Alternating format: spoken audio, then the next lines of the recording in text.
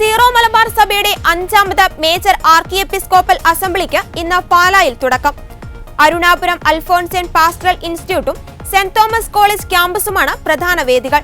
പ്രാതിനിധ്യ സ്വഭാവത്തോടെ അൽമായരും സമർപ്പിതരും വൈദികരും പങ്കെടുക്കുന്ന ഈ സഭായോഗത്തിലേക്ക് മൗണ്ട് സെന്റ് തോമസിൽ നടക്കുന്ന സിനഡിനിടയിലാണ് പിതാക്കന്മാർ എത്തിച്ചേരുന്നത് എന്നത് അസംബ്ലിയുടെ പ്രാധാന്യവും ഗൗരവവും വ്യക്തമാക്കുന്നതാണ്.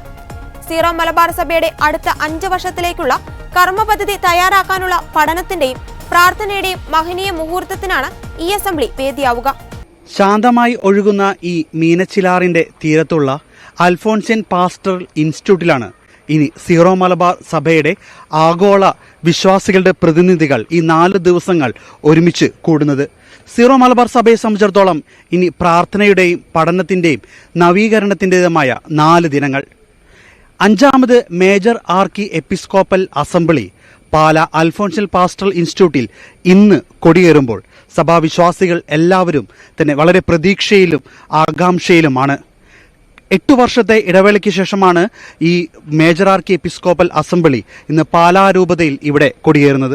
ഏകദേശം 348 വിശ്വാസികളാണ് പ്രാതിനിധ്യ സ്വഭാവമുള്ള ഈ ഒരു അസംബ്ലിയിൽ 348 വിശ്വാസികളാണ് ഇവിടെ എത്തുന്നത്. അതിൽ 80 വയസ്സിന് താഴെ പ്രായമുള്ള 50 മെത്രാന്മാരുണ്ട്, 35 മുഖ്യ വികാരി ജനറൽമാരും 74 വൈദിക പ്രതിനിധികളും 146 അൽമായരും 37 സമർപ്പിത സഹോദരിമാരും 7 ബ്രദേഴ്സും ഉൾപ്പെടെയാണ് ഈ 348 എന്ന ഈ ഒരു നമ്പറിലെത്തിയിരിക്കുന്നത്. 22-ന് ആരംഭിക്കുന്ന ഈ ഒരു സമ്മേളനം 25 ഞായറാഴ്ച രാവിലെയാണ് സമാപിക്കുക. 3 വിഷയങ്ങളാണ് ഈ ഒരു മേജർ ആർക്കി എപ്പിസ്കോപ്പൽ അസംബ്ലിയിൽ ചർച്ച ചെയ്യപ്പെടുന്നതും. കാലോചിതമായ മാറ്റം സഭയിൽ കൊണ്ടുവരുന്നതിനും നവീകരണവും പ്രാർത്ഥനയും പഠനവും എല്ലാം അടിസ്ഥാനമാക്കി സീറോ മലബാർ വിശ്വാസികൾ ഈ ഒരു മേജർ ആർക്കി എപ്പിസ്കോപ്പൽ അസംബ്ലിയെ കാണുമ്പോൾ കേരള സഭ മുഴുവൻ വലിയൊരു പ്രതീക്ഷയിലാണ്. ഈ ഒരു മേജർ ആർക്കി എപ്പിസ്കോപ്പൽ അസംബ്ലിയുടെ ഒരുക്കങ്ങൾ അവസാന ഘട്ടത്തിൽ എത്തിയിരിക്കുന്ന ഈ സമയത്ത് കൂടുതൽ വാർത്തകൾ, വിശേഷങ്ങൾ ഇതേക്കുറിച്ച് നമുക്ക് കാണാം. സീറോ മലബാർ സഭയെ സംബന്ധിച്ചിടത്തോളം സഭയുടെ പ്രധാനപ്പെട്ട ഒരു കൂടിയാലോചന സമിതിയാണ് ഈ അസംബ്ലി. സഭയുടെ ഒരു പരിച്ഛേദം എന്ന് പറയാൻ സാധിക്കും. 35 രൂപതകളിൽ നിന്നും അതുപോലെ തന്നെ അപ്പസ്തോലിക് വിസിറ്റേഷനിൽ നിന്നും കൂടാതെ രൂപതകളാകാത്ത മൈഗ്രൻസ് കമ്മ്യൂണിറ്റികളുള്ള സ്ഥലങ്ങളിൽ നിന്നുള്ള പ്രതിനിധികളെല്ലാം എത്തിക്കൊണ്ടിരിക്കുന്നു. ഇന്ന് 5 മണിക്ക് മേജർ ആർക്കി എപ്പിസ്കോപ്പൽ അസംബ്ലിയുടെ തുടക്കം കുറിക്കും. പ്രാർത്ഥനയോടുകൂടിയാണ് ആരംഭിക്കുന്നത്.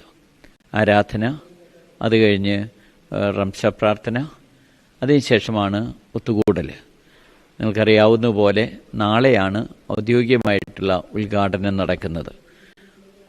ഈ എപ്പിസ്കോപ്പൽ അസംബ്ലി സഭയെ സംബന്ധിച്ചിടത്തോളം സഭയുടെ പുരാതനമായിട്ടുള്ള പള്ളിയോഗത്തിൻ്റെ ഒരു തുടർച്ചയായിട്ടുള്ള രീതിയാണ് ഇത് നടത്തപ്പെടുക. അഭിവന്യ മെത്രാന്മാർ മേജർ ആർച്ച് ബിഷപ്പിൻ്റെ നേതൃത്വത്തിൽ ഇവിടെ സന്നിഹിതരാണ്. വളരെ പ്രത്യേകമായിട്ട് എടുത്തു പറയേണ്ടത് സഭാ സിനഡ് നടന്നുകൊണ്ടിരിക്കുന്ന അവസരത്തിലാണ്. സിനഡിൻ്റെ ഇടയ്ക്കാണ് സിനഡ് നിർത്തിവെച്ചിട്ട് ഈ അസംബ്ലിക്കായിട്ട് വരിക. 50ഓളം ബിഷപ്സ് ഇതിൽ പങ്കെടുക്കുന്നുണ്ട്.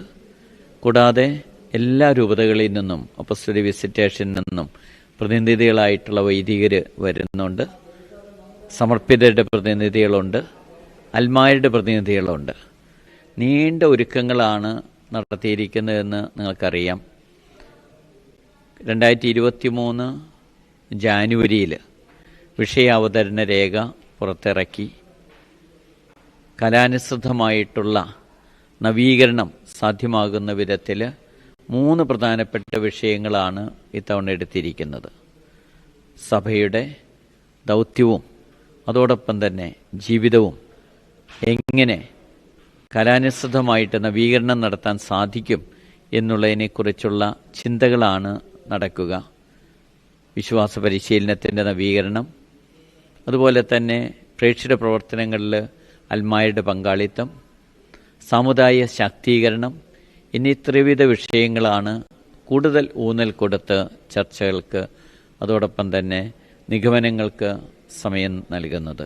സീറോ മലബാർ സഭയുടെ ഈ ഒരു ജനറൽ അസംബ്ലിയിലെ മുഖ്യ ജനറൽ കോർഡിനേറ്ററും അതോടൊപ്പം തന്നെ പാലാ രൂപതയുടെ മുഖ്യ വികാരി ജനറലുമായ ഫാദർ ജോസഫ് തടത്തിലച്ചൻ ഇപ്പോൾ നമ്മുടെ ഒപ്പം ചേരുകയാണ്. അച്ഛാ, തീർച്ചയായിട്ടും പാലാ രൂപതയ്ക്ക് ഒരു അംഗീകാരമാണ്, ഒപ്പം ഒരു വലിയ ഉത്തരവാദിത്വമാണ്. കാരണം സഭയുടെ വലിയ വളർച്ചയുടെ ഒരു കാലഘട്ടം കൂടിയാണ് ഈ കാലഘട്ടം. നമുക്ക് ലോകമാസകലം രൂപതകളും സംവിധാനങ്ങളുമായി, അപ്പോൾ അതുകൊണ്ട് തന്നെ അംഗങ്ങൾ കൂടും. അപ്പോൾ അതുകൊണ്ടാണ് ഓരോ രൂപതയുടെയും പ്രാതിനിധ്യം സിനഡ് പ്രത്യേകമായ നിയമം പാസ്സാക്കി ഒന്ന് റെഗുലേറ്റ് ചെയ്തിട്ടുണ്ട്. അപ്പം 348 പേരാണ് ഇവിടെ എത്തുക. അവർക്കുള്ള റൂമുകൾ, മറ്റു ക്രമീകരണങ്ങൾ, ഇവിടുത്തെ ഇരിപ്പിടങ്ങൾ എല്ലാം റെഡിയായി, ബാഗുകളും ഫയലുകളും എല്ലാം തയ്യാറായിട്ടുണ്ട്. തീർച്ചയായിട്ടും അതൊരു വലിയ റെസ്പോൺസിബിലിറ്റി ആയിട്ട് തന്നെ ഞങ്ങൾ വളരെ സന്തോഷത്തോടെ ഏറ്റെടുക്കുകയാണ്. പാലാ രൂപതയുടെ അധ്യക്ഷൻ അഭിനന്ദിയ കല്ലറിങ്ങാട്ട് പിതാവ് ഓരോ കാര്യത്തിലും ഞങ്ങൾക്ക് വലിയ പിന്തുണയും ഞങ്ങളോടൊപ്പം ഉണ്ട് എന്നുള്ളതാണ് വലിയ സന്തോഷം. പിതാവ് ഇപ്പോൾ സിനഡിലായിരുന്നു, ഇന്നിപ്പോൾ അഭിനന്ദിയ പോളി പിതാവിനോടൊപ്പം എത്തിയിട്ടുണ്ട്. മറ്റു പിതാക്കന്മാരും പുറകെ എത്തും. എങ്കിലും ഈ കഴിഞ്ഞ ദിവസങ്ങളിലൊക്കെ ഞങ്ങളുടെ അച്ഛന്മാരും അവരുടെ കൂട്ടത്തിൽ നമ്മുടെ അൽമായരും ഒക്കെ കൂടി നല്ല ടീം വർക്ക്, ഇന്നലെ മിനിങ്ങാന്നും കഴിഞ്ഞ ദിവസങ്ങളിലൊക്കെ ഞങ്ങൾ ഈ ഓഡിറ്റോറിയത്തിലും അതുപോലെ തന്നെ റൂമുകൾ റെഡിയാക്കുന്നതുമായിട്ട് ബന്ധപ്പെട്ടും ഒക്കെ ഉണ്ടായിരുന്നു. ഈ ഒരു മേജർ ആർക്കി എപ്പിസ്കോപ്പലിന്റെ ജനറൽ സെക്രട്ടറി ആയ ഫാദർ ജോജു കല്ലിങ്ങലച്ചൻ നമ്മുടെ ഒപ്പം ചേരുകയാണ്. അച്ഛാ, നിങ്ങൾ കാണുന്നത് പോലെ സീറോ മലബാർ സഭയുടെ 5ാമത്തെ മേജർ ആർക്കി എപ്പിസ്കോപ്പൽ അസംബ്ലിക്കായിട്ട് വേദിയും അംഗങ്ങളെല്ലാവരും ഒരുങ്ങിക്കഴിഞ്ഞു. കാലാനുസൃതമായ ജീവിതവും ദൗത്യവും സീറോ മലബാർ സഭയിൽ, ഇതാണ് പ്രധാനമായ വിഷയം. ഈ വിഷയത്തിൽ 3 മറ്റ് വിഷയങ്ങളാണ് ഇതിനോട് ചേർന്ന് പഠനത്തിനും ചർച്ചയ്ക്കുമായിട്ട് തിരഞ്ഞെടുത്തിരിക്കുന്നത്.